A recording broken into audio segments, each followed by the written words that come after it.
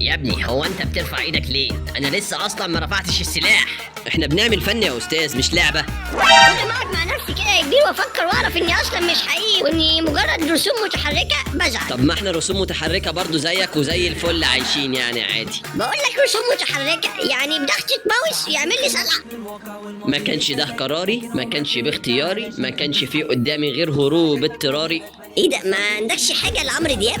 هو وقته يا بنت العبيطه. حد ليه شوق في حاجه؟ انا. اتفضل سيب رقمك وهنبقى نتصل بيك.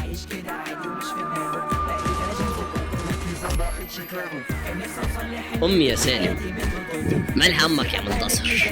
ابقى خليها تعمل لي بيض مجلي على الفطور. من النهارده مفيش حكومه. ليه يا كبير؟ هم بياخدوا اجازه العمال معانا ولا ايه؟ انا اسمي